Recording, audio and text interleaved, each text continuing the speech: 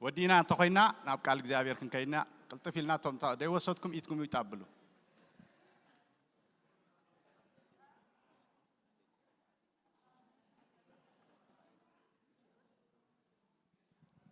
زمنا كامب كوميتين تايم دولو زي دغاغي منا دبلوانو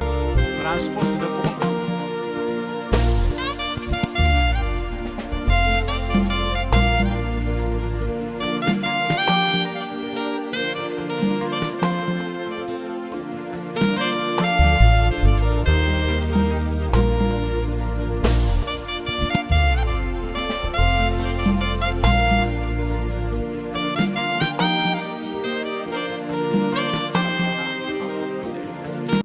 نقبله سلي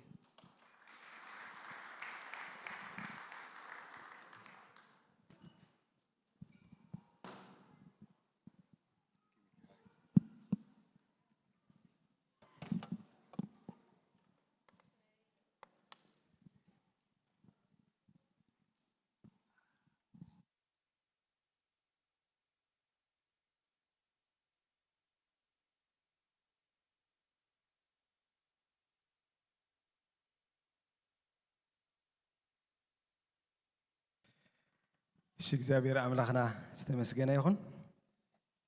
ወማዓንቲ ድማ ቃል እግዚአብሔር በሓደ ሓቢርና ክንካፈሊና ሞ ኩላህና ክንጽልይና ስለቃሉ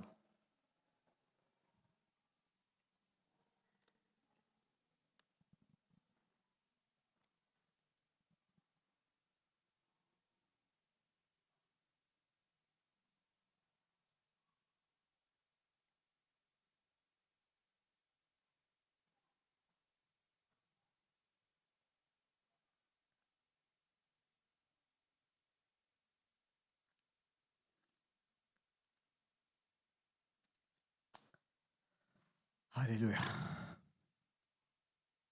እግዚአብሔር ንሱ አቦና እዩ መጽሐፍ ቅዱስ ክዛረብ እንከሎ ራእዩ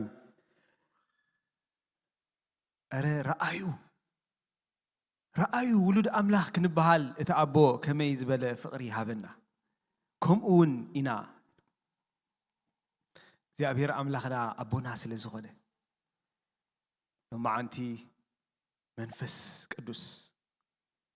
كمهرنا خنصلينا حواتي قال أملاخ تسكيمكا بزعبا قال أملاخ تزاربن كلها بزح اكسايتمنت بزح حقوس ناي تزعبي ناي تخبر قال أقل مخان زعبي نجر صبو نجر كواتو خونه كنكا زفره كايو سلسكي كنصلينا منفس قدوس نعايك دغفني نخلاتنا خدغفنا قالو እግዚአብሔር كزاربنا هاليلويا يا أملاخ منفس نعانب لك هذا قالك يزارب مستوى على طبب زبني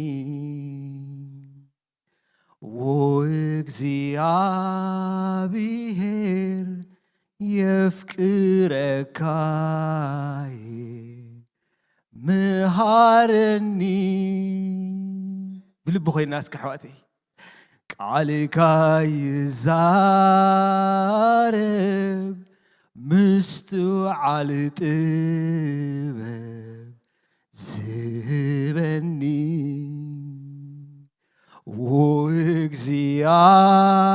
وإግዚአብሔር يفكرك عندي معادني قالك يزارب مستو على طبب زبني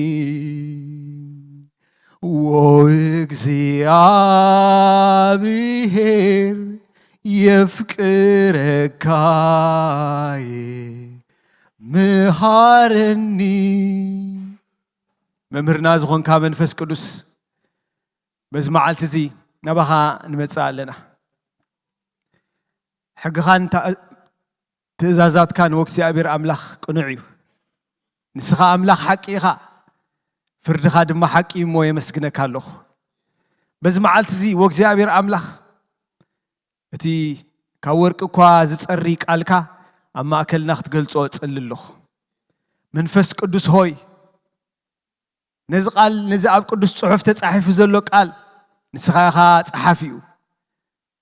ብመንፈስካ እዩ ተጻሒፉ እሞ ብሓያል ኣኽብሮት ከምኡ ድማ ብብርቱዕ ፍርሃት ኣብ ቅድሚ ቃልካ ንመጽእ ኣለና እግዚአብሔር ኣምላኽና ከምቲ ንስኻ ከምቲ ሓሳብካ ከምቲ ምኽርኻ ከምቲ ድሌትካ ከምቲ ኣብ እምሮኻ ዘሎ ከምኡ ኸውን ነዚ ጉባኤ ጽልየሉ ኣለኹ ስለ ርእሰይ ጽልይ ኣለኹ እግዚአብሔር ኣምላኽና ብሓቂ በቲ ንስኻ ብኽብሪ እትግለጸሉ እዋንሲ ሽልማትና ክበዝሕ ናእዳና ክበዝሕ ብኢየሱስ ስም ጽልይ ኣለኹ ምሳና ስለ ትኸውን ተመስገን ብኢየሱስ ስም ኣሜን እግዚአብሔር ኣምላኽና ዝተመስገነ ይኹን ታይዳ ኢሎም ማዓንቲ ፈሪሁ ብዙሕ ጸሎት ኣብዚሑ ከይትብሉኒ ፈሪሄ ዘይኮንኩሲ ሓደ ግዜ ቃሉ ክቡር እዩ ኣምላኽ ይመስገን ቃሉ ክቡር እዩ ንቃሉ ዘሎና ኣኽብሮት ከዓ ኩሉ ሳዕ ቃሉ ክንሕዝን ከለና ኣብ ቅድሚ ቃሉ ደው ምባል ኣዝዩ ክብረት ከዓ ስለ ዝኾነ ንኣምላኽ ከዓ ዝግብኦ ክብሪ ይግብኦ እሞ ሎም ማዓንቲ ከካፍለኩም ሓሲበ ዘለኹ ናይ እግዚአብሔር ቃል ያው በቲ መዓልቲ ምኽንያት ብምግባር ማለት እዩ ብዛዕባ ኣቦታት ክዛረበ ማለት እዩ ብዛዕባ ኣቦታት ዘይኮነ ጥራይ ከዓ ብዛዕባ ኣብ ኣቦትነት ዘሎ ዙርያ ክዛረበ ንምንታይ ተልኩም ንኸኣኒ መጽሓፍ ቅዱስና ብዛዕባ ኣቦ ይዛረብ እዩ መጽሓፍ ቅዱስና ንኣቦታት ዘረባ ኣለዎ መጽሓፍ ቅዱስና ከዓ ንኹላትና ከዓ ብዛዕባ ኣቦታት ከኣኒ መልእኽቲ ኣለዎ ማለት እዩ ስለዚ መቸም ጽቡቕ ዕድል ኮይኑ ኣብዚ መጺናያ ዘለና ምድሪ ናይ ኣቦታት መዓልቲ ተባሂላ ሓንቲ መዓልቲ ተፈልያ ኣላ ኣቦኻ ስለ ዝኾንኩ ቋዕ ተፈልየት ማለት እዩ you feel like a king ሻዓ መዓልቲ ብጣዕሚ ከምኡ ኢኻ ግን ኣብዛ መዓልቲ እዚኣሲ ቅዱሳን ከም ኣመንቲ እንታይ እዮም ክገብሩ ዘለዎም ኣብዛ መዓልቲ እዚኣ ጥራይ ዘይኮነስ እዛ መዓልቲ እዚኣ ምኽንያት ብምግባር ቃሉ ኸባ እንታይ ይብል ኢልና ሎም ማዓንቲ ክንሪና መዓልቲ ኣቦታት ክበሃል ከሎ መቸም እሞዚያ ነቦታት ጥራያ ከይትብሉ መጽሓፍ ቅዱስኩም ከተንብቡ ከለኹም ኩላትና መጽሓፍ ቅዱስና ከነንብብን ከለና ነቦታት ተጻሕፈሎ ሓቀይ ንሰብኡት ተጻሕፈሎ ነንስቲ ተጻሕፈሎ ንቆልዑ ተጻሕፈሎ ስለዚ ሰብ መጽሓፍ ቅዱስ ከንብብ ከሎስ ቆልዓ ስለ ዘይኮነስ እታ ናይ ቆልዓ ከንብባ ከሎስ እዚኣ ንዓይ ትምልከተኒ ኢና ሞይሉ ኣይዘላኒ ሓቀይ ስለዚ ሎም ማዓንቲ ንስብከተይ ክትዘልዎ ኣይትኽእሉን ኢኹም ምክንያቱ ገና ኣብቲ መጽሓፍ ቅዱስ ከተንብቦ ከለኹም ተላሚድኩሞ ስለ ዘለኹም ኣቦታት ስለ ትምልከት እዚኣ ነቦታት ጥራይ ድሓን እዛው ክንኩር ኣብሉ ከይትብሉ ኩላትኩም ንኹላህና ዝምልከት መልእኽቲ እዩ እዚ ከኣኒ ጽቡቕ እዩ ማለት እዩ ከም ቃል ኣምላኽ ከኣኒ ክንሓስብ ከኣኒ ክሕግዘና እዩ ማለት እዩ ግን ኣቦ እንታይ ማለት እዩ ብኣ ክንጅምር ማለት እዩ ኣቦ እንታይ ማለት እዩ ትፈልጥዎ ዲኹም ኣይትፈልጥዎን ኣይፈልጥን ኣብዚ ከተማና ሓደ ሰብኣይ ኣሎ ብዙሕ ግዜ ዳድ ዝብል በዚ ለጢፉ ብቅድሚት ድማ ብሕልፊ ብዛዕባ እዚ ናብ ቆልዑት ዝግበር ብናቱ ቋንቋ ዓመጽ እዩ ዝብሎ ኣነ እውን ዓመጽ እየ ዝብሎ ናይ ደቀ ንቆልዑት ኣብ ንኣሽትኦም ኣብቲ ልቢ ዘይገበሩሉ ግዜ እቲ ናቶም መንነት ንምቕያር ዝግበር ዝቃወም ሰብኣይ እዩ ብሓቂ ኣማን ድዩ ኣያማንን ኣይፈልጥን እየ ሓቂ ምዝራብ ግን ኣብቲ ጎደና ብሕልፊ ኣብ ዳውንታውን ከባቢ ብዙሕ ግዜ ዝወፅእ ሰብኣይ እዩ ንኣቦ ኩሉ ሳዕ እታ ኣቦ ትብል ቃል ይማጎተላ እዩ ማለት እዩ ስለዚ እቲ ሓደ ካብቲ ምዕድኡ ካብቲ ዘረብኡ እንታይ እዩ ኣቦ ማለት ኢሉ ናቱ ኣብዚ ዴፊኒሽን ኣለዎ ማለት እዩ ድሓር ኪሪየስ ኮይነሲ እዚ ሰብኣይሲ እንታይ ኣቦ ዳኣ ፍሉጥ እንድዩ ንምንታይ እዩ ስለ ኣቦ ማለት ከምዚ ኢሉ ዝከራኸርሲ ንምንታይ እዩ ተሓሳቡ ምናልባት እንታይ እዩ ኣቦ ንደቁ ክከላኸለሎም እዩ ዘለዎ ካብ ዝብል ሓሳብ እዩ ዝብገስ ማለት እዩ ንደቁ ዝከላኸል እዩ ኣቦ እቲ ናይ ሓቂ ኣቦ ኢሉ እዩ ዝዛረብ ሽዑ እንታይ ኢላ ሓሲበሲ እዚ ንጥቀመሉ ዲክሽነሪ ሲ ስለ ኣቦ ባ እንታይ ይብል ኢለስ ሓሲበ ማለት ክግንፅል ጀሚረ ኦክስፎርድ ዩኒቨርሲቲ እንታይ ኢሉ ይትርጉሞ ሶሪ ኦክስፎርድ ዲክሽነሪ a male parent of a child or an animal ይልዎ father ማለት እዩ ኣቦ ማለት ዌብስተርስ ዲክሽነሪ ሲ እዚ ከዓ ተፈልየ ኸውን ኢለሲ ልክዕ ከማያ ሾርተር ቨርዥን ኮይኑ a male parent ይልዎ ማለት እዩ ናይ ትግርኛ ዲክሽነራትና ኸኣኒ ገለ ፈቲሸ ማለት እዩ ናይ ትግርኛ ዲክሽነራትና ሞ ኸኣኒ እዚ ዳ እሞ ፍሉጥ እንዲሁ ከምዚ ዓይነቱ መልሲ ኣቦ ዳ እሞ ኣቦ ኢላ ተተርጊማ ኣላ ካብ ትግርኛ ናብ ትግርኛ ኣቦ ተባሂላ ኣላ ካብ እንግሊዝ ናይ ትግርኛ ድማ ብንኣብነት ሓንቲ ካብተን ዝረኣኽወን ናይ ብተክየ ተስፋይ እዚ ዳ ፍሉጥ እንዲሁ ሞ ኢሎም ኣቦ ጥራይ ኢሎማ ማለት እዩ ግን ኣቦሲ ኣቦ ጥራይ ድዩ ከምኡ ድዩ ፍሉጥ ድዩ ሞ ኸኣ ዘለና ዘመን ከምኡ ጥራይ ድዩ ትፈልጦ ንሕና ከም ቤተ ክርስቲያን what is our stand ከኣኒ ክንፈልጥ ዛ ዕድል እዚኣ ዛ መዓልቲ እዚኣ ተተጠቆም ኩላ ብዝብል ሓሳብ ሎም ማዓንቲ ብዛዕባ ኣቦ ብዛዕባ ዴፊኒሽን ናይ ኣቦ ይኮንኩን ክዛረብ ግን ብዕልፊ ንምንታይና እዚ ዘገድሰና እንድሕሪልና እዚ ሕጂ ንነብሮ ዘለና ምድሪ ዓለም ዝጥራይ ከይመስለኩም እቲ ምድሪ ብባዕላ ብዓመፅን ብኽፍኣትን ብኽፉእ ነገርን እናተመልአት ስለትኸይድ ዘላ ንሕና ድማ ልክዕ ከም ዝበልኩኹም ሰብኣይ ኣቦ ማለት ከምዚኡ ኢልና ናይ እግዚኣብሔር ሓሳብ ክንነግር ኣብ ምድሪ ዘለና ኣምባሳደራት ኢና ማለት እዩ ስለዚ ብዛዕባ ኣቦን ክንዛረብ ፅቡቕ እዩ ማለት እዩ ወረብ ዝሕልና ከይትብሉኒ ኣብዚ ቀና እዚ ድማ ብጣዕሚ ኣዝዩ ዝገረመኒ ማለት እዩ እቲ ዓለምና ናበይ ትኸይድ ከም ዘላ እዚ ናይ ኒውዮርክ ስቴት ናይ ኣሜሪካ እዞም ኣሜሪካን ከይቅዮምና እቲ ዓድና እውን ካብኡ ዝጋዕዘየ ዓዲ ከም ዝኾነ ቅድሚ ኩሉ ክንፈልጥ ኣለና ማለት እዩ እንታይ ገይሮም ኣብ ኒውዮርክ ስቴት ነታ ኣቦን ኣደን ዝብል ትርጉም ብሕልፊ ኣብቲ ናይ ፓብሊክ ሴክተር ወይ ናይ ኣገልግሎት ናይ መንግስቲ ኣብ ትረኽበሉ ቀይሮም ኣለዎ ማለት እዩ ኣብ ኒውዮርክ ስቴት እንታይ እዮም ኢሎማ ጀስቴሽናል ፓረንት ናን ጀስቴሽናል ፓረንት ኢሎም ቀይሮማ ማለት እዩ ሕጂ እዚ እንታይ ክመስል ይኽእል እዩ ሓደ ቀሊል ሓሳብ ሓቂ ዘረባ ክመስል እዩ እታ ኣብ ማህፀና ቆልዓ ትፀውር ወላዲት ወይ ወላዲ ዋትኤቨር ተተርጉሜ ማለት እዩ እቲ ኣብ ማህፀና ወይ ኣብ ማህፀኑ ከዓ ቆልዓ ዘይፀውር ኢሎም ተርጉሞሞ ማለት እዩ ኣቦ ማለት ግን እንታይ ማለት ይመስልኩም ኣምላኽ ድማ ብመልክዑ ሰብኣይን ሰበይትን ኣምላኽ ድማ ብመልክዑ ሰብ ፈጠረ ብመልክዕ ኣምላኽ ፈጠሮ ተባዕታይን ኣንስተይን ገይሩ ድማ ፈጠሮ ምስ በለሲ እቲ ጥበበኛ ክምዕድ ከሎ እንታይ ኢሉ ወዲየ ኢሉ እዚ ንርእስኻ ዘውዲ ፀጋ ንኽሳድካ ከዓ ስልማት ድሪ እሞ ንተክሳፅ ኣቦኻ ስምዓዮ ንትምህርቲ ወላዲትካ ድማ እንታይ ትግበሮ ኣይትሕደጎ ስለዚ ኣቦ ማለት እቲ ሰብኣዩ ኣደ ማለት ከዓ እታ ሰበይቲ እያ ዲክላሬሽን ናይ መጽሓፍ ቅዱስ ሕጊ ናይ መጽሓፍ ቅዱስ ትእዛዝ ናይ መጽሓፍ ቅዱስ ስርዓት እዚ ማለት እዩ እሞ እዚ ዲፋይን ምስ ገበርና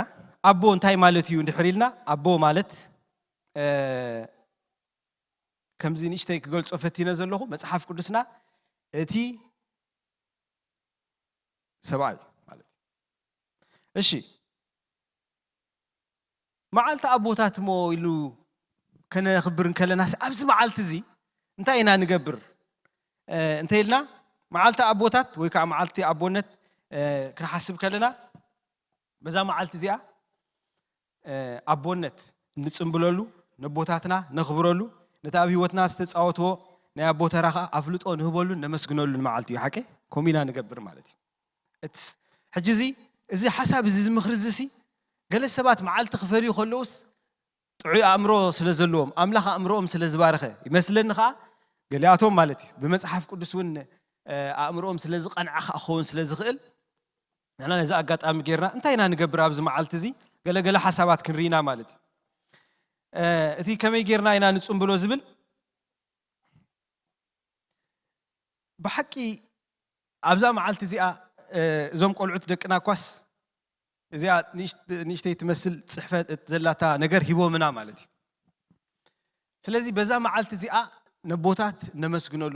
ነቦታት ነድንቐሉ ነቦታት እቲ ኣብ ሂወትና ዝገበርዎ ነገር እነድንቐሉ መዓልቲ ካበልና ግን ልዕሊ ኩሉን ቅድሚ ኩሉን ክምስገንን ኣፕሪሺየት ክንገብሮን ከነድንቆን ዝግባአና ኣቦ ግን ኣለና ብኡ ክንጅምር ፅቡቕ እዩ ማለት እዩ ስለዚ እግዚአብሔር ኣምላኽ ኣቦና እዩ እግዚአብሔር ኣምላኽ ከዓ ኣቦ እዩ ክብሪ ንስሙ ይኹን ኣብ ቀዳማይ ዮሐንስ ምዕራፍ 3 ካብ 1 ክሳዕ 2 ኩሉ ሳዕ እነንብቦ ክፍሊ ናይ መጽሓፍ ቅዱስ رأيو ولد أملاخ كنبهال أتأبو غميز بلا فقر حبنا كم وإنا سلزق عالم نوي فلتأتون مون عنا يتفلت أننا يامس بلا أتون فقراتي حج ولد أملاخنا أنتي كم نخون كأجنا أي تجلس نسو مستجلس أجنا كم تازلوا أنت خنقبرينا رأينا يلو سلزق زابير أملاخنا أبوي كافت زجرم أملاخ نجزء رسخ جلس كله أنتي لس أو عوامس لكم كلا لخلوك زابير أبو إلو نرأسو قليتوا بس عباز مزع نايم صحاب قدس تقصتات لنا ويتا يسوع كريستوس كابز مهارنا صلوت أب سماي تنبر نجوسنا إلو مهيرنا أب سماي تنبر أملاخنا وأملاخي ونجوسي كمهرنا خلوجن أب سماي تنبر انتينا أبونا سمو يبارك زابير إسرائيل كسوع خلو إسرائيل بخري انتي يلو ودي إسرائيل أنا كأني أبغزي عواتهم أبغزي حقوسهم أبغزي ودقاتهم نجزابير أملاخ انتي لو يمتوعونيرو نسخاس وجزابير إسياس كزاربون كله نسخاسي زخون انتو خوينو نسخاس جزابير انتي نا خيلو أملاخنا يا أنتو بحثيات أبزو دقلو جزيا خمانسي جزابير سوري أبونا يا خا بار جزابير أملاخ معنا نقولاتنا أبوناي سلازي إذا سبكتي كتسمعوا كلاتكم تخليهم حج مالتي بزعبا أبوتات رأي زارب نايم در أبوتات رأي زارب سلازي اللهم بار أملاخ قلت إن كلون تايل اللهم بأبو يزقلت زابير أملاخ نسو أبوها خون أملاخ كو كبرتو نسو أملاخ سلازغونه سماين مدرن كله فتيرو جزيو محديرو زغير زلوك زابير كنسو بقدسات ملاختي تخبيبو كل جزء مسكانان أملهون زقبو إن هاللو خلو سبك فترون كلوس نزيهم دحان كجويته تلو ميلو خمان يفترنا المالتي نزيهم بيت السبي كجبرو ميلو أملا حاسيبو أنا أبو خنوم نساتهم كا ولد يخونني ويكا أوداتن أوالدن يخونني لو سلزة حسبه جزابير أملاخ نعنا أبونا خوي خبر نسمي خون سلزة بزام معلت أبوتات قدامي سؤال كانوا جو هابي فازرز داي كتبلو زقبا أكاس نمني نزا أبونا زخون جزابير خبر نسمي خون وما عندنا جو خمان حد لكم تنسحوا يخون نسرائيل أبو خوينوه إفريم دما أبو خرو وديمو بزي عنك أفلا عريت من قدي ناو حازما يكوس دوم يلوك زابير سمو يبارك إسرائيل بخرو ودي لوك زابير إسرائيل أنتي لومونك زابير حالك زي مسيلكم نسخاد إخا أبونا يلوموسي أبراهام أيفلت أنان إسرائيل دما أيللنا نمو وك زابير نسخ إخا أبونا سمكا خا كبز العالم تبجاوينا إلو أملاخنا زابير نسو كبز العالم تبجاوينا نسو أنا عنان تايناي أبوناي أبزاز حلفت سبكتي بزعبا أبونت كابرومي تزاري بنيره نتي أبو إلنا النسو علو منفس قدس ذهبنا نزا أملاخ زي تبيع ناسي نسخان عايسي قربايخا أبويخا أبيت السبكا آتي تمحضر كاس ناتي محضر كخو نسخ عديم كاني ولدكا غير كاني كنولو نخلولو بخوم أزتلالينا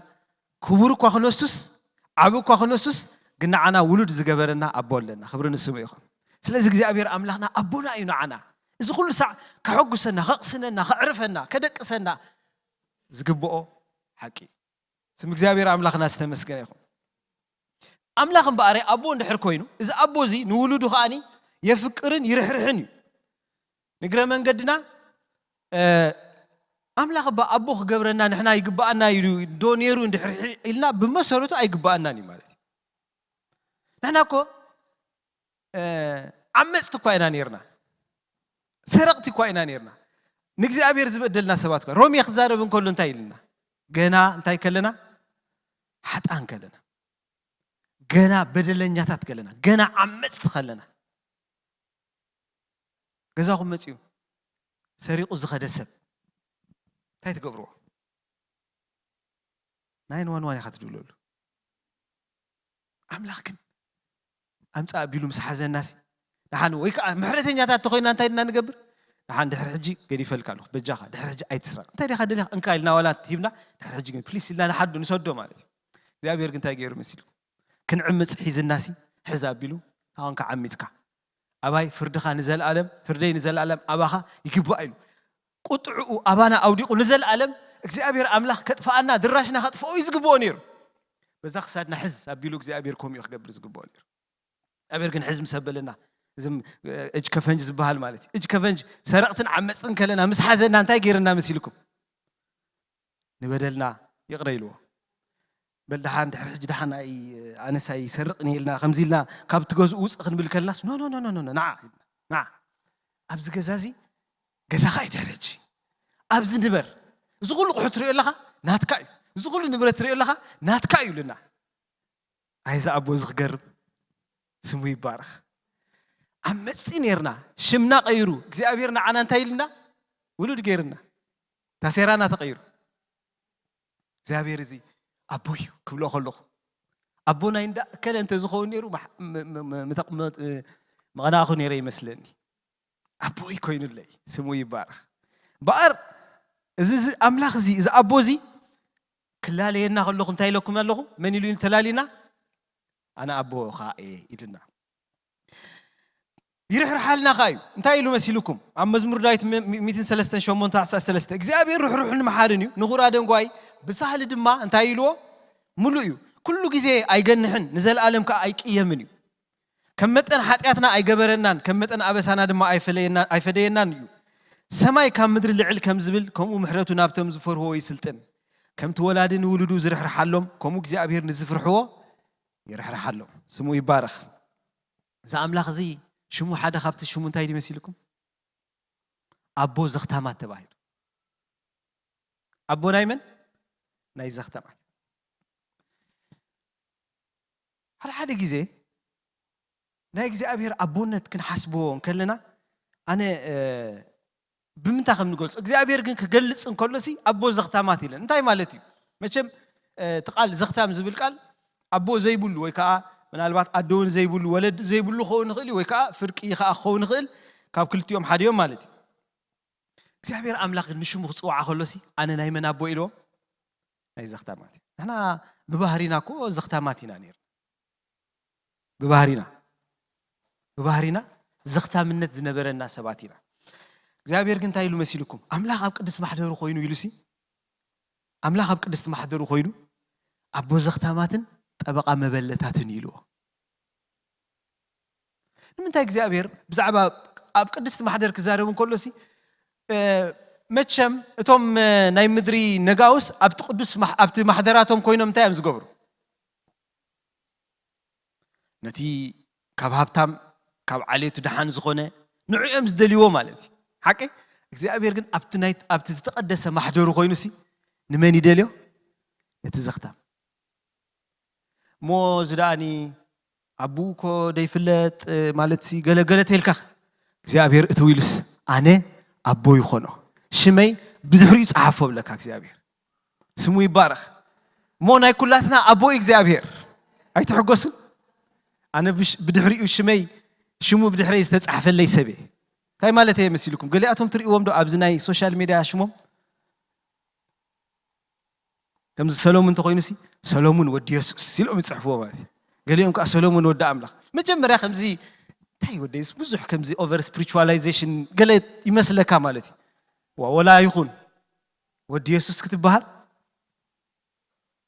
ስሙ ይባረኽ ሞት ካብ ጽባሕ ንጎ ናይ ፌስቡክኩም ሽምኩም ትቀይርዋ ኢኹም ሓንቲ ትምህርቲ ምድሓን ዝምህራ ነይራ አቦ ኣርያቶ ይትፈልጥ ያ ኣጋጣሚ ኮይኑ ኣዲያው ናይ ረኸበታ ትምህርቲ ምድሓን እናምሃርኩ ከለኹ ሓደ ግዜ ካብ አይ ቲንክ ካብ እግዚአብሔር ከመይ ገይሩ ከም ዝተቀበለና ካብ ፊልሞን ይመስለኒ ራ ነይረሲ እቲ ከማይ ጌርካ ተቀበሎ ገለ ዝብል ዝምሃርኩም ስወዳእኹሲ ኦኬ ሎም ዓንቲ ቃል ኣምላኽ ባ እንታይ ተረዲእኪ እንታይ ገሌልያሲ በአምላኽ ከመይ ገይሩ ከም ዝተቀበለኒ ዝተረዲእኒ ኢላኒ ኣነ ከምዚ ኣብ ውሽጠይ አቦይ ዘይምህላወይ ኩሉ ሳዕ ባዶነት ወይ ከዓ ጎደሎ ይስማዓኒ ነይሩ ኢላኒ ለግዜ ግን መጽሐፍ ቅዱስ እናንበብኩ ከለኹሲ አቦይ እንዶይን እኮ ተንጠንጠኑኒ እግዚአብሔር ይእር ንበኒ ምሰንበብኩሲ ኢላኒ እዚ ንዓይ ዝኣርነበ እግዚአብሔር ነቲ ኩሉ ጎደሎይ መሊእለ ኢላኒ ስለዚ ካልእ ተተረፈ ከማን ማለት እዩ እዛ መንገዲ እዚኣ በዚኣ ኢለ ክስዕባ ኢላትኒ ኣይገርመኩምን ጎደሎኻ ዝምላኣልካ ኣቦ ክህልወካ እዚ ብስጋ ኣቦታቶም ንዘይረኸቡ ጥራይ ይመስለኩም ንሕና ኩላትና ጎደሎ ኢና ነርና ጎደሎ ብዘይብኡ ዘይምላኣልካ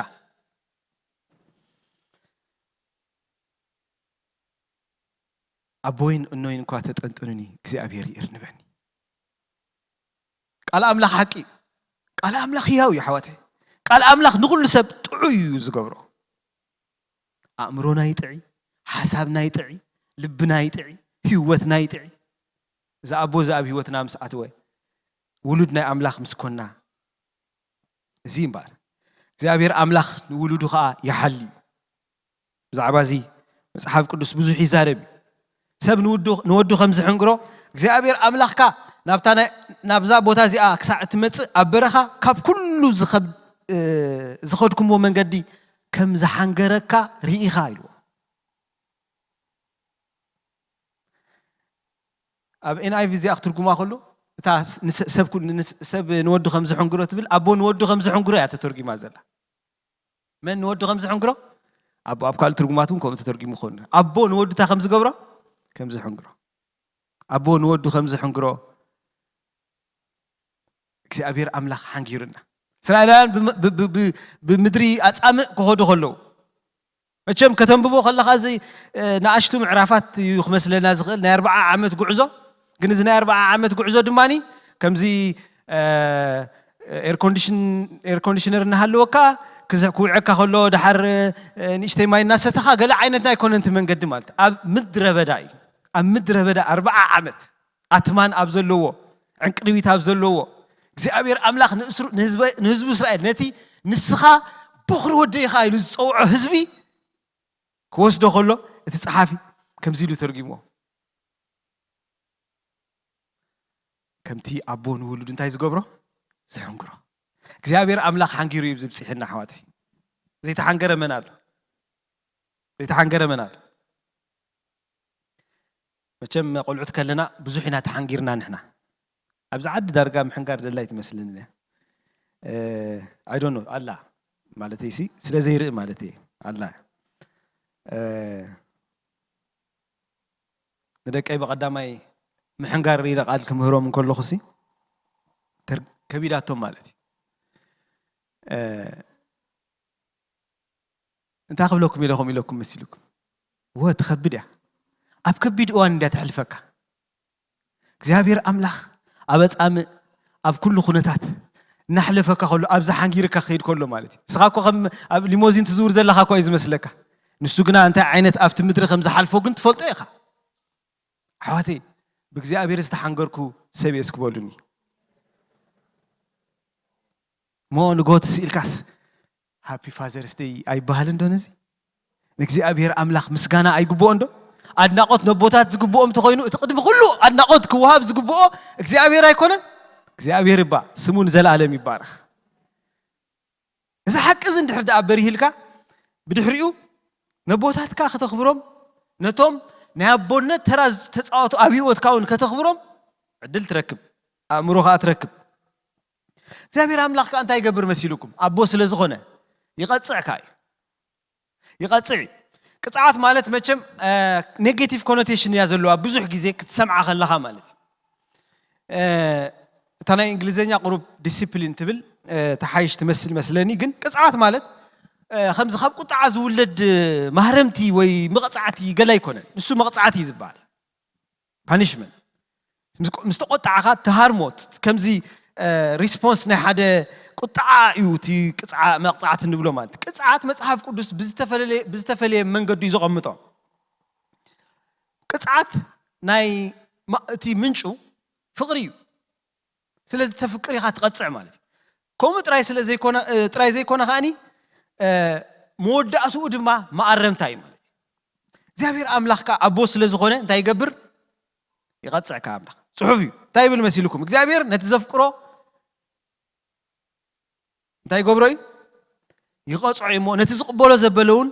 ይገርፎ ስለዚ ቅፅዓት ጎይታ ኣይትንዓቕ እንተገና ሓካውን ሕልናኻ ይትዕርብ ኢሉ ዝዛረበኩም ዘሎ ምዕዶ ከዓ ረሲዕኩም ኣለኹም እዚ ካብ መጽሓፍ ምሳሌ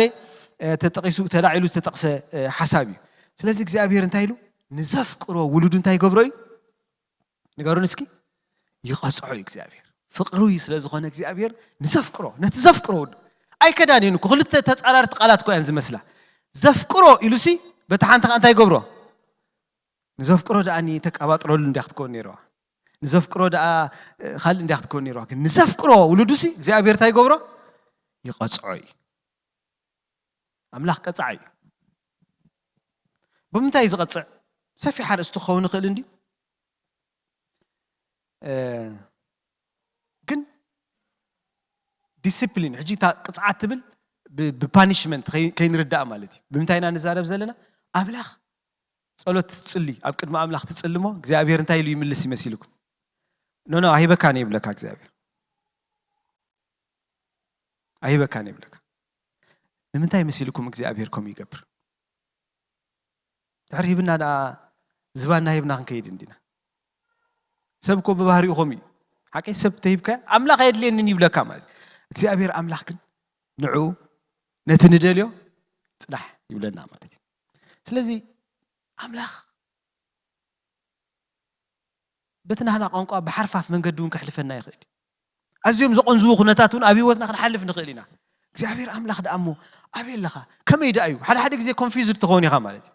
እዚ ኩሉና ሰዓብኩ እዚ ኩሉና አገልገልኩ ኣትብሎ እግዚአብሔር ኣምላኽ ግን ንዑ ንቕጽዓት እዩ ዝጥቀመሉ ግዜ ይብለይ ነበር እታ ጸሓፍና ዕብራውያን ንምንታይ ሓሳብ ከም ዝተጠቐመላ ከድና ክንሪኣ ንኽእል ኢና እሞ በዛ መዓልቲ እዚኣ እንታይ ኢና ክንገብር ዝግባአና እዚ ናይ ኣምላኽ ኣቦነት ኢና ክንርኢ ፀኒሕና ኣምላኽና ኣቦ እዩ ኣቦ ኢሉ ተላሊና ዘሎ ይርሕርሓልና ይሓልየልና የፍቅረና ከም ድማ ይቐጽዓና ምስ በልና እንታይ ኢና ክንገብር ዝግባአና مسؤات تحزنا نحر تزاريبنا أبزا مع التزياء كم تزولكم قدامي أدناقت زقبو قدامي مسجانا زقبو بزا مع التزياء دما أتسبقنا كنا مسجنو زقبا نتي أبو منافس تزخون إكسيابيري نا أملاخ مسجانا خنبو نا أملاخ كنود سولو نا أملاخ كنقلقلو نسخانا عين قع أبو يكونكا ذهب كاني منفس قدسكا أب قدميخا كأتو بقعت سل ذهبني لنا إكسيابير أملاخنا كنا مسجنو إكسيابير يدلي مالتي مو بزي معالت زي بفلوي انتاينا نقبر زلنا نزبل نا أبوتات كنخبرهم يزقبا نا أبوتات انتا نقبر يقبا زي ساعات معرف عسرا قصر عسر تخلت انتايبل أبوها نادي خان نقولوا نسكي أبوها نادي خان أخبر كرمنا بزي أم خاديسي سلك قصعات كن دحن ويا بتحرك الزارب الله أبوها نادي خان تايلو أخبر تاي مالتي أبوها نادي خان أخبر هل هذيك زي كمو بنوصدو قالات هذا أبوها نادي خان أخبر تاي مالتي بك أبوها نادي خان أخبر أبوها نادي خان أخبر ده ملسي أنت أخبر سي تاي مالتي بزاوير أملاخ كم تعنتو يزولكم حسابه مخرو زل ألم هاوس لزخونه كم زحجلو من بجاهم بات أكيد ناس لهم ما عنتسي معلت أبوتات نخبر زي كنا أملاخ زبلسي كجمرن كله نا أملاخ حسب أبوتات أخبروت كوهابهم زقبهم كم زخونسي إخزابير بتزل ألم هاو مخرو وديوي سلسة أبوتات كن مخلو العلو خلو انت يقبومي أخبروت يقبومي نحن خلاتنا دما نتوم أبيوتنا أبوتاتنا سخون نتوم أبيوتنا دما كم أبوتات تراز تسعته أمن فساوي وقت كخون خل أبتي ناي مدراوي هوتنا كخون خل كلهم تراز تسعته كندنقم كنخبرهم كا يقباي باولوس كزارم كله بزعواز تزازي ناي بولي كدان تزاز ترى كي مثلنا نزات تزازيا أب مدري من تعد ميخا خنوحسي أبو خان أدي خان أخبر إلو زات موسيقى زارب كله صحف كله باولوس هارا باولوس نزي أنت يلوسي خلا مسيلكم كابزن كل أنت إزازات ويكا حقتاتسي أنت يزلوا إزازي يلوا اسكن قرني تسفا زلوا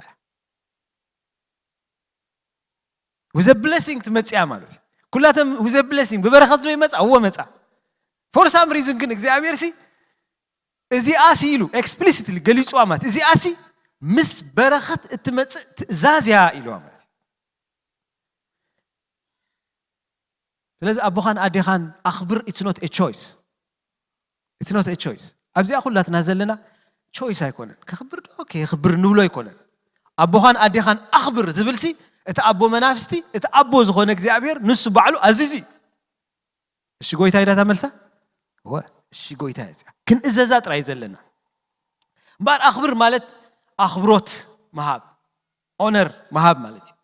ዋጋ መሃብ ዕዩኦም ፃዕሮም ዋጋ መሃብ ምድናቕ ትዝገበርዎ ነገር ፀዊዕካ ብሽሙ ስለዚ ነገር እዚ ኢልካ ምድናቕ ብዛዕባኦም ፅቡቕ ምዝራብ እስቲም ማለት እዩ ፅቡቕ ነገር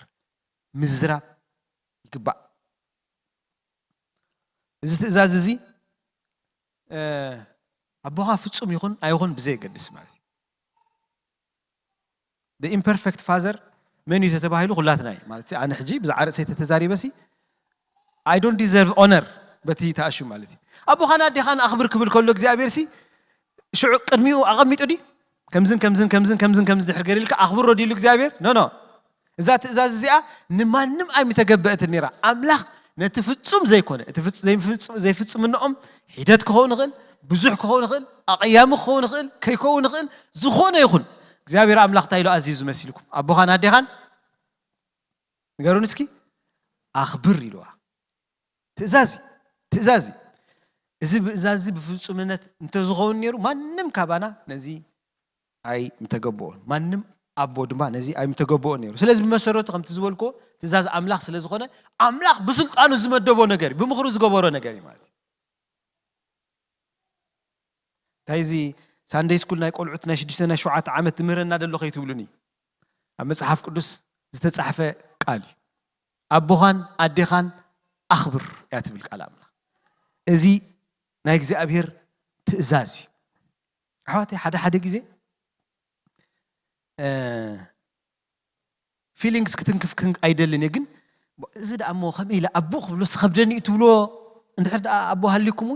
በቅንዕና ክዛረብ ማለት ንዑን ክንእዘዞ ቃል እግዚአብሔር ይዛረብ ናይ አምላክ ትእዛዝ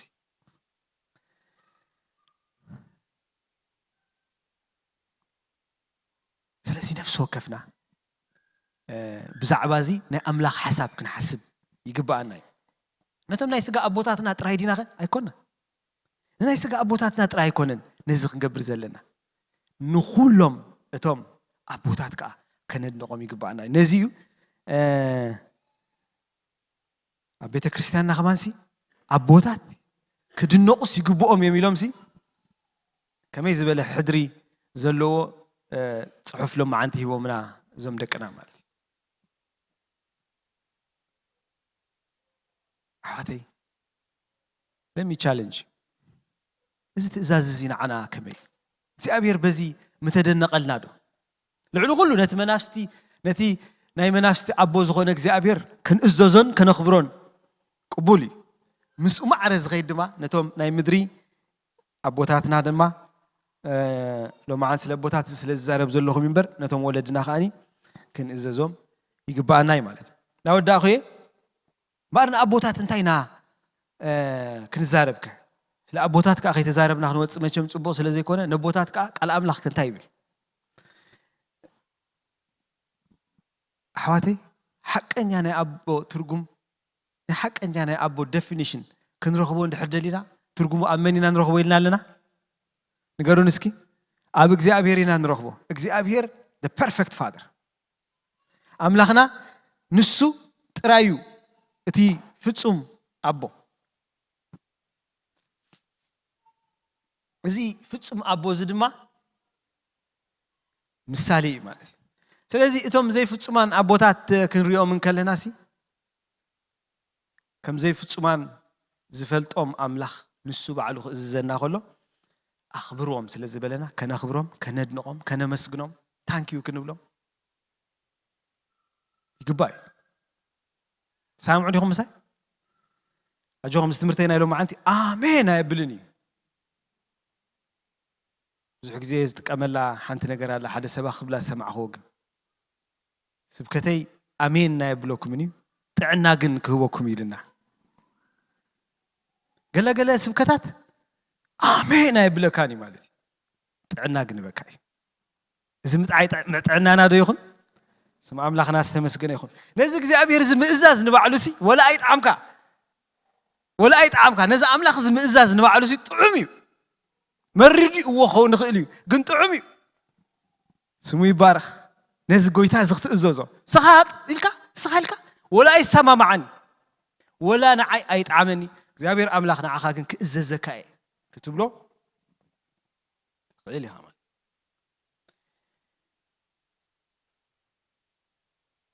ቀደም ተዋስኦ እናሰራሕና ከለና ኣብ ቤተ ክርስቲያን ሰማሓዊ እኳ ዝክራ ኾኒ ሓንቲ ሮል ነይራ ወታደር ኮንካ ክትሰርሕ ከለኻ ናይ ንጉስ ሄሮዶስ ገለ ማለት እዩ ትሰርሕ ከለኻ ኣነ ሓንቲ ግዜ ከምኣ ተዋሂባሃኒ ነይራ ማለት እዩ ኣብቲ እቲ ግጥሚ ብጣዕሚ ንፉዓት ገጠምቲ እዮም ፅሒፎሞ ኣነ ፍኖተ ብርሃን ዝበሃል ቤተ ክርስቲያን ዓበ እቲ ግጥሚ ዝፀሓፍዎ እሱ ተተንብቦ መቸም ግጥሚ ዝበሃል አይ ዶንት ኖ ድሓን ገለ ከይዛርብ እንታይ ክብል ደልየ መሲልኩም ኣው ሓንቲ ኢላ ወታደር ምስ ኮንካ تا وتادر كله بكتمي تتواصل مالتي شو حان تخابن وتادر مسكونكا وتادر اللي تصوعت نقص مالتي حركم خمس جبر مسولوسي كده أواج نقص تزارب مو قصرا قال مصر وتادر تايب المسيلكم إيش قوي تاي زبالكم نخجبر بدست هنفر تبل مالتي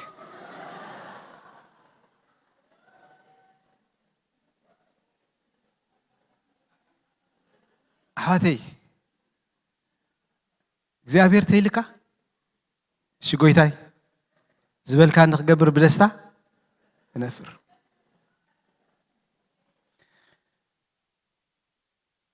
እዛ አምላኽ ዝገይት ከይተኣዘዝ ከዳ ንመን ኢኻ ክትእዘዝ አይገርመኩምን እግዚአብሔር ተይልዎ እግዚአብሔር ጥራይ ይበሎ እምበር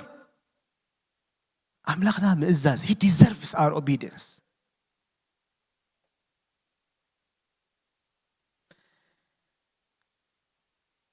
ስለዚህ አሕዋተይ I really challenge you لما أنت نرسيك أخوم زقيمكم أبوتات تنحر دا أهل يومكم يقرأ ولا لا Is it easy? It's not እግዚአብሔር ስለዝበሎግን ግበርዎ ደጊመ የቅሬታ ምናልባት ስምዒታት ክትንክፍ ሕጁን አይደልን ግን እግዚአብሔር ንሕዳ ስምዒት ተንኪፉ ይተንክፍ نتعناي go back أملاك إزاز كله يلوكم تإزاز كهب كله فتسوم أبو الله يلوس لذا حسبه أيكونن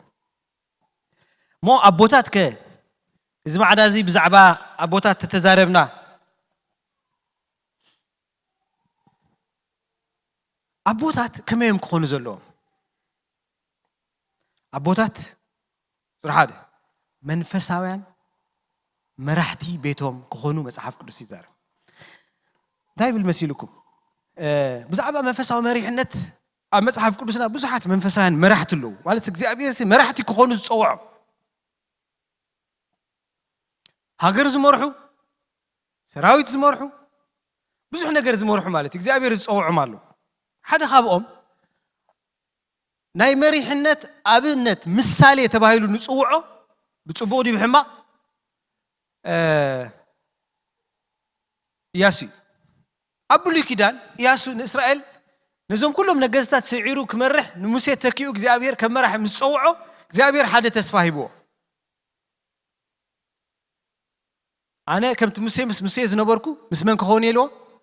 مسخا خون يلو تسفا مسحبو موسى نتا ياسو نتا مريحنت حيزو واخيلو زغلو مريحو تعويتو مسكده امودات ان اسرائيليان حدو حتو حاتيتو مالتي he's a successful leader نفع مراحي موداتا كنتا يلو مسيلكم نግዚአብሔር ምግልጋል ክፉ ኮይኑ ተተራእኩም ሲንመን ከምትገልግሉ ነቶም አቦታትኩም ኣብ ክኔው ርባ ዘገልገልዎም ዝነበሩ አማልኽቲ ወይ አማልኽት ናይቶም ንስኻትኩም ኣብ ምድሮም እትነብሩ ዘለኹም አሞራያን ሎሚ ሕረይልዎም ንእስራኤላውያን እዚ ትዝክርዎ ኢኹም ሽዑታ ኢሉ መሲልኩም ኣነን ቤተይን ግና ንእግዚአብሔር ኢና ነገልግል he is a leader መራሒዝ ኣነ ግን ኣነ እግዚአብሔር የዘገልግል ጥራይ ክብል ኮኽእል ነይሩ ኣምላኽ ዝሃቡ ሕድሪ እስራኤል ብምልእታ ኣውቲዋን ኣውፂዋን እዩ ከመይ ዝበለ ንፉዕ መራሒ መሪሕነቱ ግን ኣብ ደገ ጥራይ ዝግለጽ ኣይነበረን ኣብ ሃገር ጥራይ ዝግለጽ ኣይነበረን መሪሕነቱ እንታይ ገይሩ መሲልኩም ኣብ ቤቱ ኸዓ እስራኤል ብምልእታ ዕለው እንዶ ኪድ እንዶ ነቶም ኣብ ማዕዶ ዘለዉ ኺዱ ኣምልኽዎም ኣነን ቤተሰበይን ግና ወይከ ንእግዚአብሔር ጥራይና ነገልግል ስፒሪቹዋል ሊደርሺፕ ዝበሃል እዚ ናይ ቤቱ መራሒ እዩ ኣቦ ስለዚ ኣብ ቤቱ ኣቦ እንታይ ይገብር ቃል ኣምላኽ ምህር ኣብ ቤቱ ኣቦ እንታይ ይገብር ይጽሊ ኣብ ቤቱ ኣቦ እንታይ ይገብር ነታ ቤት ሲ መራሒ ኣይ ማለት መንፈሳዊ መሪሕነት መንፈሳዊ ዲሬክሽን ዘትሕዝ ኣቦ እዩ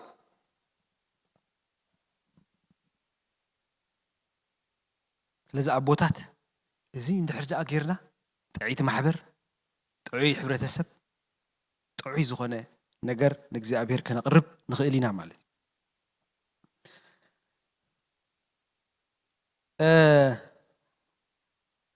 እቶም ደቂ እግዚአብሔር ብዛዕባ ደቂ ኸ ይሓስብ ስለ ዝኾነ እቶም ውሉድ እኮ ኣብ ቤት እዮም መጀመርታ ንኣምላኽ ዝፈልጥዎ ኣቦታት ሓደ ሕቶ እንዳኸሓተኩም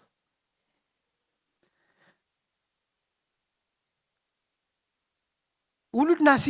دحان ساندي سكول اللهم أبزي كمهارو يأخلوهم يلنا دينا نحسب كم ريلنا نحسب نولدنا كم قال أملاخ غيرنا ناي ممهار ناي معباي حلافنت እግዚአብሔር ይህብና ጥዑይ ምሳሌ ጥዑይ ኣብነት ብምዃን ምስኣታቶም ብምጽላይ ንዓኣቶም ብምጽላይ ቆልዓ ኣብዚ ክንባረኽ እንከለና ንኣትዎ ሕድሪ ርዳእኩም ዶ ታይዲና ንብል ምስ ደቅኻ ኾንካ ምስ ቤትካ ኾንካ ንምዝ ቆልዓ ዝኾንካ ክትጽልየሉ ላሓንቲ እናጸለኻ እንታይ ክትመሮ ጥራይ ዘይኮነት ንዕኡ ኸ ክትጽልየሉ ምስኡ ኸ ክትጽሊ ክልተ ተፈላለየ ነገር እዩ ሓንቲ ቤት ዘይትጽሊ ተኾይና እታ ኣደይ ትሕመን እያ ኣብ ቦታት ኢና ንሕመ ቃል ኣምላኽኩም ስለ ዝብል ኣብ ቦታኹም ኣሓስኩምን እዩ ዝብለና እግዚኣብሔር ስለዚ ኣጆኹም ኣቦታት ንእግዚአብሔር ኣምላኽ ከነመስግኖ ከለና እግዚአብሔር ኣምላኽ ከዓ ዓቕሚ ክህበና እዩ እዞም ቆልዑት ዝሃቡና ኣፍታ ፒሮ ንኹላትኩም ከምኣ በፂሓትኩም ዲ ኣይፈልጥኒ ግን ኣነ ክሳዕ ኣልቢ ውዚዩ ትብል ዛ ናይ መዝሙር ሶሪ ናይ ማቴዎስ ያ በፂሓትኒ ንዓይ ኣነ ክሳዕ መወዳእታ ዓለም ምሳኻትኩም እየ ትብል ማለት እዩ ክቕበላ ከለኹ ሲ ከመ ኣቦ ኮይነ እንቢብያ ሓቂ እየ ዝብለኩም شعج مالتي كم أبغى هنا بي تاخذ هنا دين بيبيع مسلو زي حدر زي أملاك مساي سلزخونه يزخونه حواتي أملاك مسانا سلزخونه زعق مزي قالنا نخلو يناخا سلزي كاب ياسو إذا مسالة زخنو وسد نخلينا أنن بيتين جنا نجزي أبيرنا نقولك فخرا يكون نزي جزي أبير أملاك نسوب بقالو زبالنا يمالتي أبي فيسون شديش تربعة تقاطع بالمسيلكم أبوتات إلو بعلو جزي أبير تزاري بلو أتوم أبوتات يلوس نتوم مولدكم بناي قويتا تكساسن معدون دا عبيوم من بر انتهي تكبروهم أي تغريوهم بمعدان تكساسن معباي زابير عزيزي أبزداكم شديش تدم خمزيلو وإسرائيل سمع زابير أملاحك حدا يو مسبلسي أبتتحتي يشعو إذا أنا لو مزكاز له قالات قبل بها يهون ندقها مهرم أبيتك كوف مسبل كان أم قد كيد كلا كان أبيت مبال كان أم متنسا كان بو أنت كبر تزارب إذا عبيت قراتنا أنت مخانا تفلت لهم أبوتات بكنا كوي أبوتات ندقكم تمرتي مدحان تدأ زي مهيركم قويتا أنت تدأ زي نجيركم أبيت كريستيان متيوم كنجوري أم يلكم تحسب تدلهم تجاجيهم الله. እግዚአብሔር ተቀዳማይ ናይ ቤት ፓስተር ዝገበሮ ንመን ነቦይ ስለዚህ ተአቦ ንደቁ ኽምህር ብዛዕባ ጎይታ ክዛረብ እግዚአብሔር ዝትእዛዝ እዚ ይብዩ እሱ ጥራይ ዲ መሲልኩም ከ አበጥ ምባልካ ኣብ ኩሉ ነገር ብኡ ተዛረብ ኣብ መንገዲ ኣብ ኮፍ ምባልካ ብዙ እንታይ ግበር ይብል ተዛረብ እንከይድ ከለና ምስኦም ክንመጽእ ከለና ክንዝውርን ከለና ኣብ ዝኾነ ግዜና ሲ ታይና ንብል ቃል ኣምላኽ ዶ ንዘንትወሎ ናይ እግዚአብሔር ምድሓን ዶ ንነግሮም እታ ኣብ መስቀል ዝተገብረ ውዕለት ዶ ንዛረቦ ፕሪችተ ስበኽዎም ንገርዎም መሃርዎም ኣድግምዎም ይበልዎ ይዛረብዎ ንጎይታ ፍለጥዎ ንክርስቶስ ንስበኸሎ ናይ ኣቦታት ተራ እዚ ማለት ንሕር ቤተ ክርስቲያን ንኣምላኽ ስብሓት ይኹን ኣብዚ ማሕበር እዚ ናይ ህፃውንቲ ወይ ከዓ ናይ ኪድስ ሚኒስትሪ እግዚአብሔር ባሪኽና ጽቡቕ ኣገልግሎት ኣሎ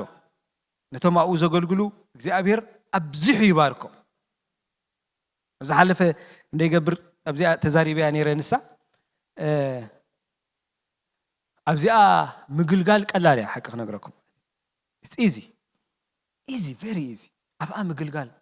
ከማ ኣይኮነት ሳቶም ክዛረቡ ክምስክሩ ይኽእሉ እዮም ሕጂ ሓደ ግዜ ርዳእኒ ኣሎ ድዩ ኣይርዳእኒን እዩ ዘሎ ተቐቢልዎ ድዩ ኣይተቐበሎን እንታይ ክኸውን ኢልካ ብውሽጥኻ ትፈልጡ ዲኹም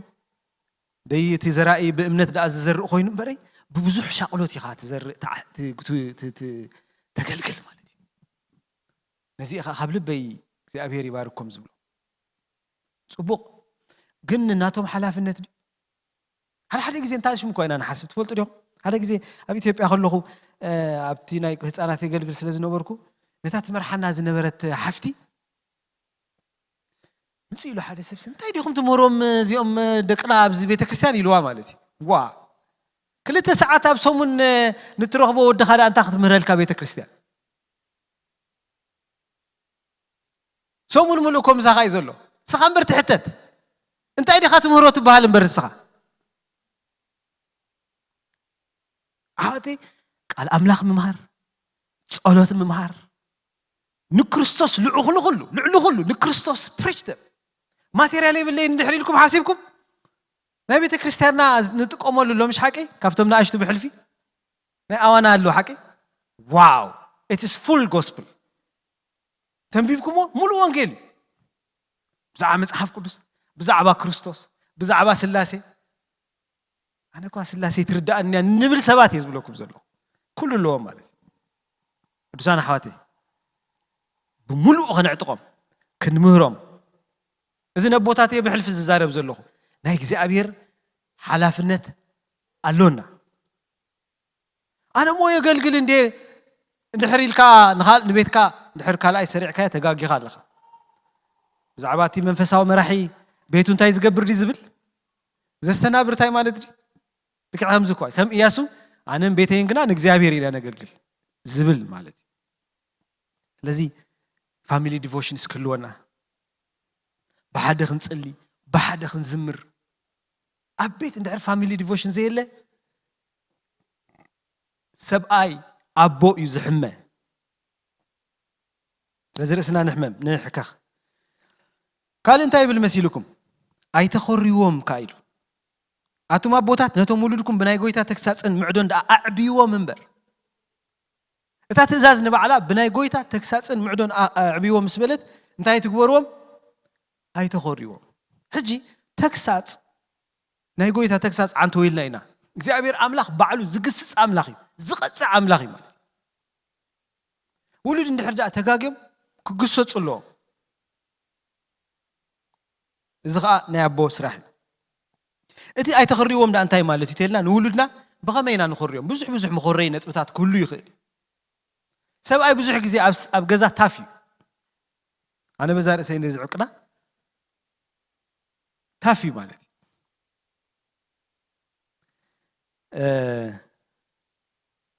ኣንቲ መሳርሕቲ ያላሲ ደቅኻስ ዕድለኛታት እዮም በቃ ንዓኻ ኣቦ ሒዞም ዩር ኖ ሶ ናይስ ገለ ኢልሃኒ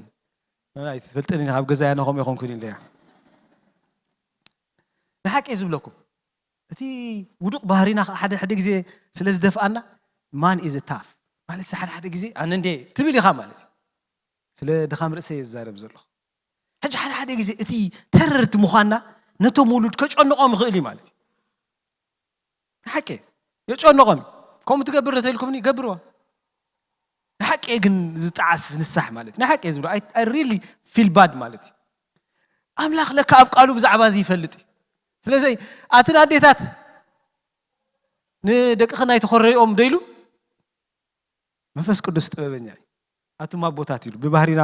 ክኸውን ይኽእል ኣይመስልን ኣይፈልጥን ግን ከመይ ጌርካ ኢኻ ተኸርዮም ፕሮቮክ ትገብሮም ማለት ከም ዝሓርቁ ትገብሮም ማለት ወላ ትባህሪኻ እኳ እዩ ሓረቕቲ ከም ዝኾኑ ይገብሮም ማለት እሾኽ ዶ ክብል ክሳኽ ጥቀመላ እስኪ ትንክፍ ተብሎም ማለት ሓደ ግዜ ተሪሩ ዓፂቕ ብምዃን ዘይርትዓዊ ትፅቢታት ስኻውን ባዕልኻሲ ደይ ትገብሮ ክትገብሮን ዘይትብል ስኢልካ ተኣሽሙ ትብል ማለት እዩ ኣብኡ ከለኹ ክነግረኩም ማለት እዩ ትማልሲ ምስ ድላይ ጓለይ ዘራረብ ነርናስ ድሓር ስኢልካ እንዲዩ ትይኹም ከም ዝብለኩም እንዲ ትፀገም ሓደ ነገር ትሰርሕ ነራስ ድሓር ንሳ ኣይትስርሕ ክብላስ ተዛሪበያ ማለት እዚኣስ ከምዚኣሲ ክገርመኩም ድሓር ክሪኣ ከለኹሲ ኣነ እተጋጌ ማለት ከምኣስ እዚ ቆልዓ ከምዚ ክገብር የብሉን ገሌልያስ ድሓር ከይደ ግን ርእያሲ ዲቴይልስ ምዝራብ ኣይተድልየኒና ዝኾነ ነገር ትገብር ነራስ ሽዑ ከይደ ክሪኣ ከለኹሲ ኢንፋክት ኢት ኢዝ ሳይንቲፊካሊ ፕሩቭን ዝኾነ ነገር እያ ትገብር ነራ ማለት ሺ ዋዝ ኤክስፕሎሪንግ ማለት ኣይ ዝዕሽነት ኢለ ኤንዌይ እቲ ቀዳማይ ጌጋይ ከኣክል ከኣኒ ተደሊኺ ከምዚ ኤክስፕሎር ደይ ትገብሪ ገሌለሲ ዘይኮነ ኣርእስቲ ማለት ይበያ ነጊርያ ከምዚ ጌር ኤክስፕሎር ደይ ትገብሪ ነስ ሓደ ታስክ ዘይለያ ሽፈልት ባድ ብጣዕሚ ሕማቅ ትሰሚዕዋ በኺያ ገለ ማለት እዩ ድሓር ኣነ ቁኑዕ ገሌለ ስለዝሓሰብኩ ከዓ ኣፍታ ድርቅናይ ኣብኣ ነቂፀ ማለት እዩ ድሓር ግን ሕስብ ኣቢለ ማለት እዩ ሓወተይ ነዚ ክንሰብኩ ከለና ፍፁማን ከይመስለኩም ቁኑዕ ኢላ ጠጠው ኢላ ሓሲበሲ እዛ ቃል ተዘኪራትኒ ማለት እዩ ኣሃ ኣቱም ኣቦታት ኣይተኸርዮም ከምዚ ማለት እኮ and in fact ከማ ኢላሃኒ ክገርመኩም እንታይ ኢላሃኒ መሲልኩም ኣነ ክንዲዚኣ ዕድመይ በዛ ዕድመይ ዝገብራ ዘለኹ ድማኒ ከምዚኣ ክገብር ኤክስፔክት ዝግበር እዛ ተሓተኒ ዘለኻሲ ኢንፋክት ዓባይ ነገራ ፕሮፌሽናል ነገር ኢላሃኒ ማለት እሺ ዝራይት ማለት ስለዚ ክነኸርዮም ንኽእል ኢና ኣነ ዝኸሪ ሰብ እየ ዝብለኩም ዘለኹ ኣምላኽ ምሕረት ትግበረለይ ዝብል ዘለኹ ስለዚ ክነኸርዮም ተደጋጋሚ ምንቃፍ መመሊስካ በቃ ስኸዳ ከምዝንዲ ተደጋጊምካ ምንቃፍ ዘቕርቦ ነገር ምንዓቕ ብሊትል ምግባር ምንእኣስ እዚ ብምሉኡ ኢሪቴት እዩ ዝገብሮም ኣምላኽ ከዓ ተዓቕሞም ስለ ዝፈልጣ ኣብቲ ቤት ዘሎ ሓደ መዕገርገር ከዓ ከም ዘሎ ስለ ዝፈልጥ ኣምላኽ ኣቱም ኣቦታት ኢሉ ኣቱም ኣቦታት እንኳዕ እኳ ከምዚ ኢሉ ዘፈራርህ ኣምላኽ ኣለወና ኣቱም ኣቦታት ንውሉድኩም እንታይ ትግበርዎም ኣይተኸርዮም ኣምላኽ ውሉድና ከም ምኹራይ ይሓልወና እምበር እቶም ንእግዚኣብሔር ዝፈሩ ኣቦታት ሓቂ ክዛረብለዎም ዶ እወ ፍቕሪ ከዓ ምሳእ ፍቕሪ ከርእዩ ደለዎም እወ ሓቂ ከዓ ምሳእ ፍቕሪ ላቶም ዶ እወ ምሳእ ከዓ እንታይ ክትመዓራር ኣለዋ ተግሳፅካ ክትመዓራር ኣለዋ ሓደ ግዜ ንደቅና ቅፅዓት ዝብል ተፈላለየ ነገር ክንትርጉሞ ንኽእል ኢና ክንቀፅዖም ከለና ኢትስ ፔንፉል እኮ በዚኣ እንዶ ንገምግማ ሓደ ነገር ሓቲቶም ናስ እወ እዚኣ ኣይገብረልካን እየ ክትብሎም ከለኻ ንዓእቶም ተቐንዝዎም እያ ግን ሓቂ ስለ ትገብር ዘለኻ እናቐንዝወቶም ከላ እታ ቀንዝኦም ከዓ መሊሳ ተቐንዝወካ እያ ግን ማለት እዩ ለት ኢትቢ ኣጆኹም ቃንዛ ፅቡቕ እዩ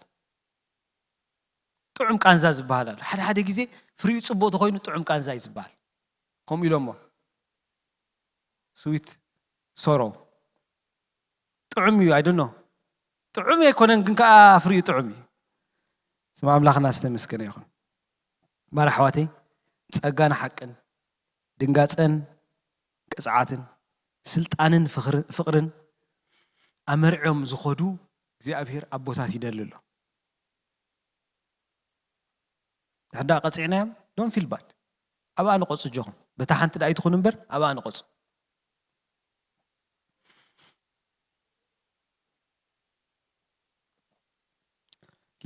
ሓደ ግዜ ቆልዓ ከላ ድላይ ጓሌታ ኢላሃኒ እስኪ ቀፂዐያ ሓደ ነገር ተጋግያስ ሽዑስ ኣጆ ስቕ በሊ ተበልኳስ ሓቂፍካ ኣጆ ክበለኒ ኢላትኒ ኣና ይብለክኒ سوري كسعكني حقيقة سلام جوخي بدكني كم أخبروا لهم أبوتات يزبلوكم زلوا فرم خون لهم مالتي ንምንታይ መሲልኩም መወዳእቶም እንታይ ክኸውን ክጽበቕ ኣሎ ቅጽዓት ዘይፈቱ ውሉድ ስዲ እዩ ዝኸውን ናይ መጽሓፍ ቅዱስ ቃል እዩ ቅጽዓት ዘይፈቱ ውሉድ ካብ ስርዓት ወጻኢ ዝኸይድ ስለዚ ልብኻ ብጎይታ ዳ ይኹን እምበር ልብኻ ኣትራቢልካ ክትቀጽዖም እግዚአብሔር ይደልየና ማለት እዩ ብጸሎት ምንቶም ምግዳል ልዕሊ ኩሉ ኸኣኒ መንፈሳዊ ሓድጋ ኸኣ ክንገድፈሎም ኣለና ንደቅና እንታይ ኢና ክንገድፈሎም ንደሊ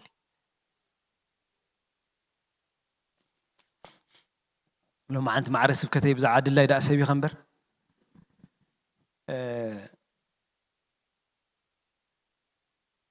ብዙሕ ግዜ ኣብ ፋዘርስ ደይ ትህበኒ እንዲያ ወረቕቲ ሂባኒ እየን ዘን ደቀ እዞም ደቀይ ግን ኣብ ፋዘርስ ደይ ትህበኒ ብዙሕ ግዜ የሐጉሰኒ ነይሩ ዲስ ሞርኒንግ ዝሃበትኒ ብጣዕሚ ገሪምኒ ማለት እዩ ኣማ ኮሙዲ ገሌለሲ ተሓጒሰ ኸኣ ማለት እዩ ካብቲ ሓደ ትፈትወስ እታ ኤፍ ትብል ፋዘርሲ your faith ኢላስ I'm very proud of your faith ኢላሃኒ ማለት እዩ ካብ ልባ ተረዲኡ ተረዳኣ እንዲ ኣይፈልጥኒ but she's reading my faith እምነተይ ሪኣቶላ ኣሕዋተይ ናተይ ናይ እምነት ምሳሌ ኣቦዩ ዶ ይብሉና ደቅና ንዓይ ትምህርቲ ምድሓን ዝመሃረኒሲ ኣቦዩ ማሕበር ደኣ ተጠመቕ ኮይና እምበረይ ንዓይ ዘጠመቐኒሲ ኣቦዩ ኸማን ክብሉ እዩ ዝግብኦ ከይተጠመቑ ግን ማሕበር ኣምላኽ ኣይተጠመቕ ንዓይ ስርዓት ኣምላኽ ዝመሃረኒሲ ኣቦዩ ወደ መዝሙር ናይ ክርስቶስ ክኸውን ዘርአየኒሲ ኣቦዩ እግዚአብሔር ነዚ ፀውዕና አሜን ዶ መንፈሳዊ ሓድጋ ኸኣ ክንገድፈሎ እምነት ክንምህሮም እምነት ከነላምዶም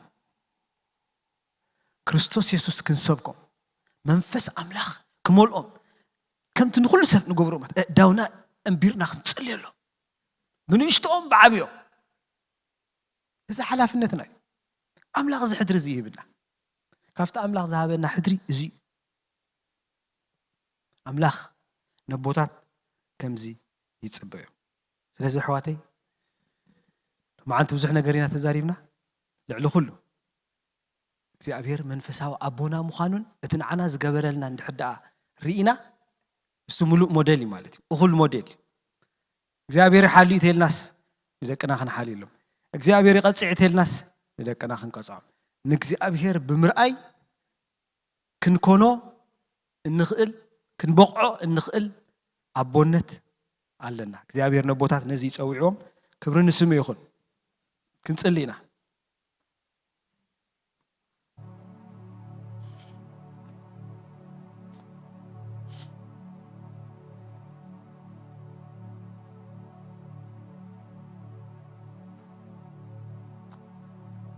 ሃሌሉያ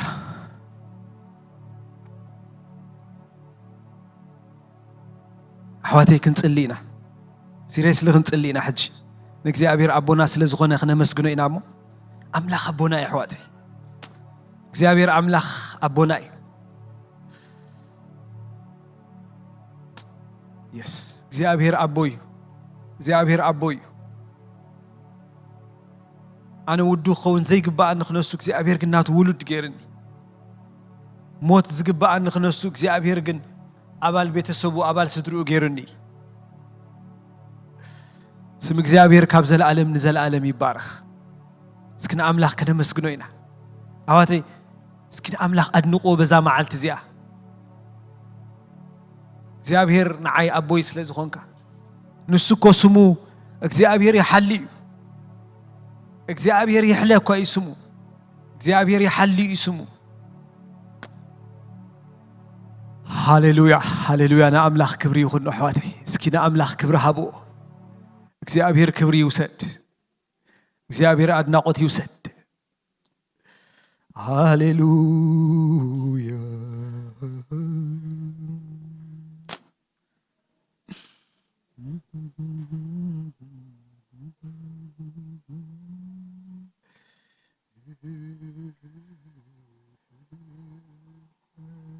زلوم عند استمهرنا إتا محبر أملاخ فتسم تختكون إتا محبر أملاخ تعيت تختكون إتا محبر أملاخ دلوتي نمسات قويتها يسوس كريستوس كتخون أملاخ بقالو بمخرز تزاربنا هو እግዚአብሔር أملاخ نبغى يمت اسكنت اللي نحواتي كنت اللي ناسكي እግዚአብሔር أملاخ بز استمهرنا زبلة كبار خلنا كنت اللينا فقدنيا تاتخونكم كابزلنا تسينا داونا العلنا كنت اللينا داونا العلو مغنيت نحن حجز ندل سباتنا كما ناكو حجز دل سبيل لنا حواتي وእግዚአብሔር حكسنا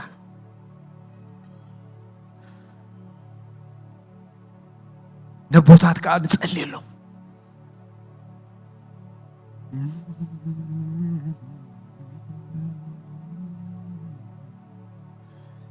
زلو ما عند استمهرنا حدش نجار يكون أنت ماهرنا ግን ከምቲ ጴጥሮስ ዝበሎ ነቲ ግሩ ሓሳብና ክነቅሕ መንፈስ ቅዱስ ስለዝደለየ እዩ ስለዚ ክንጽልይ ኢና ኣሕዋትይ እግዚአብሔር ከምዚ ዝኾኑ ሞዴል ኣቦታት ክገብረና እቶም ካልኦት ነቶም ኣቦታት ንጸልየሎም እስኪ ሞዴል ኣቦታት እቶም ገና ዘይተመርዓኹም ካ ጽባሕ ንጎ እግዚአብሔር እዚ ኮሊንግ እዚ ጻውዒት እዚ ጸዊዕኩም ከም ዘሎ نحسبكم مسكي واملاخ نزام محبر زيا كم زيهم زعم مسلو أبوتات كتبا إلنا نتصلي حواتي نلوم من نسكي نقويتها እግዚአብሔር أملاخ حواتي من نقاح بزيز جمر ناب قالوا مستملس كاي من نقاح زغون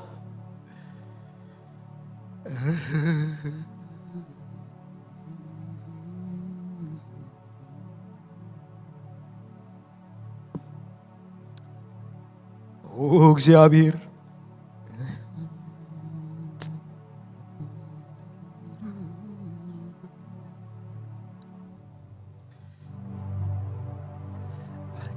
نفسي بارغيوندو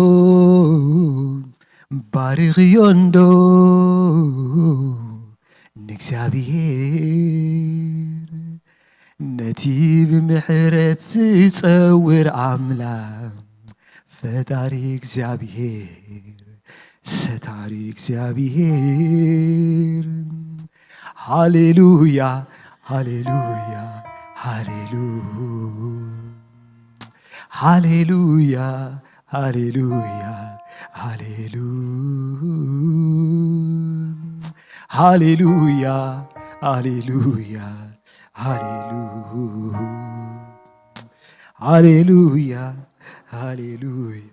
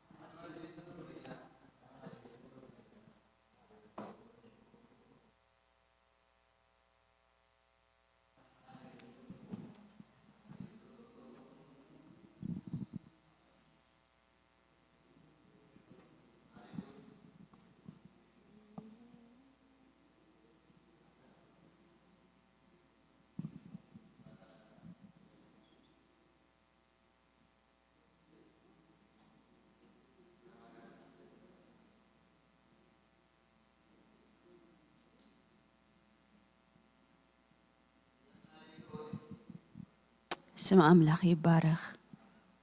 أبوه خون صفته أملاخ سمو يبارخ نحنا دلينا يوزي كونس نسو بعلو دليو زرخبنا أملاخ سمو يبارخ هاليلويا نمسجنك كلنا قويتا بفتاوكا بفقاتكا كابت سنة يلبخا هاليلويا أبوخ تكون الناس لزفتها نمسجنك كلنا ولد كتقبر الناس لزفتها أنا مسجنك كلنا بزا أيبك عن نات كان يقرق زي أبيهر أبو أبتقرات كاخن عيخا أو وافير كاننا نمسجنك كلنا سلازا أمن كاننا نمسجنك كلنا نسخافت صم أملاح كلها ولا حنتي نقر زركبك زي اللي خلوك زي أبيهر أبو سلازا أمن كاننا نمسجنك كلنا بزا نقر زباح يبالكم حواتي እግዚአብሔር መዓይቱ ስለዝገበረኩም ሃሌሉያ ንሱ ኩሉ ክገብር ዝኽእል ከሎ ነዚ ንሪኦ ሰማይ ነዚ ንሪኦ ምድሪ በቃ ባዕሉ ብይኹን ኢሉ ይፈጢሩ ሃሌሉያ ግናኸስ ነቲ ናይ ምድሓን ስርሑ ምሳይን ምሳኻትኩም እንኮይኑ ከዓይዎ ስለ ዝፈትወ ዘይክእል ኮይኑ ዘይኮነስ ስምረቱ ከምኡ ስለ ዝኾነ ሃሌሉያ ስለ ዝኽቡር ዕፃዚ ሃሌሉያ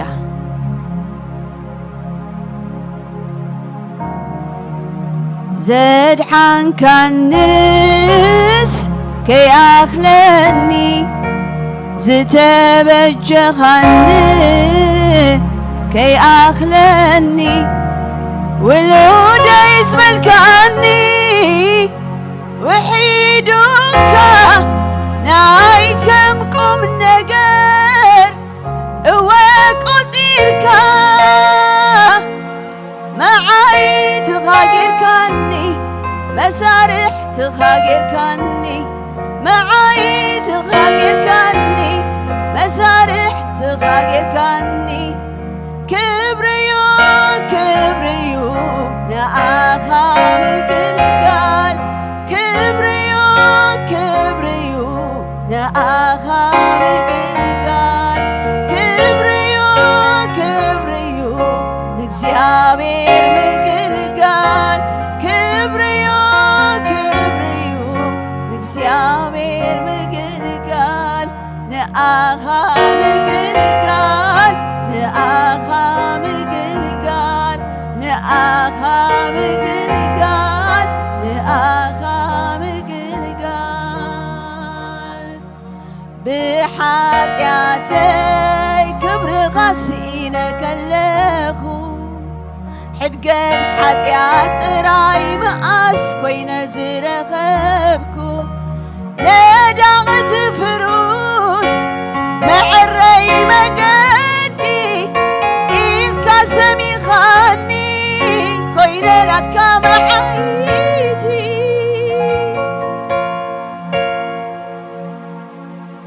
بتقاها سلم كاني بتقاها سلم كاني نزعيو آمين كاني أبقرات كافر كاني كم من تقتل كاني أبعيو كافر كاني كبريو كبريو نأخام كالقال كبريو كبريو نأخام كالقال كبريو كبريو نأخام كالقال كبريو كبريو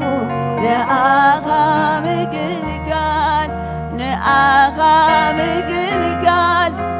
عين لمننينا نعخنا قلقل عين وتأتنينا هللويا دسيلنا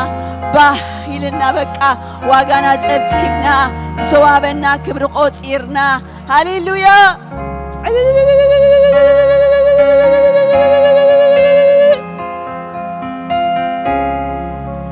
نكزيابير مقلقال كبر سلازخون هللويا نسمايات كنفسوس مسيا زرقيحكا بغالافكا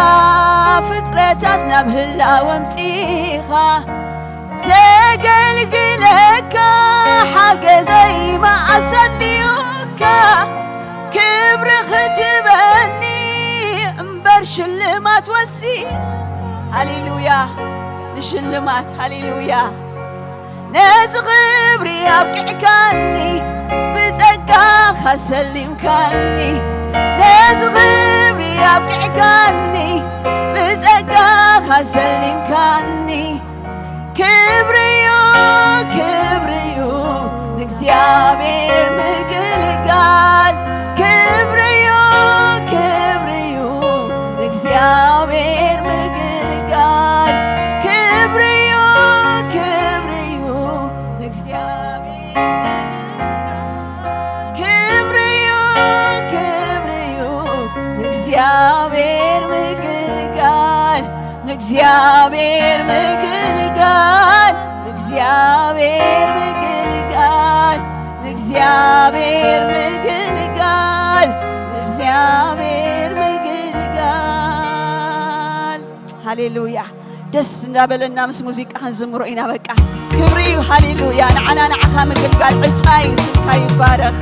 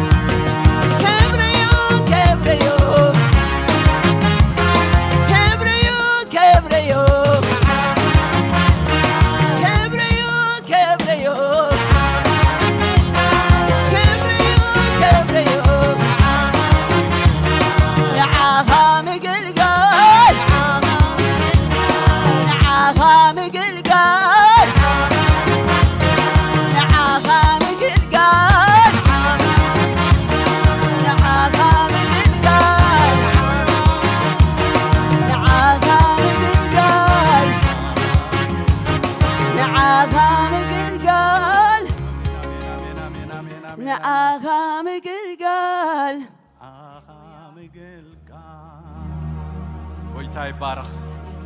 عبد الله وخلوكم باركم يناسك الله مسكن الله مسكن ناتو حاونا حوسنا الله مسكن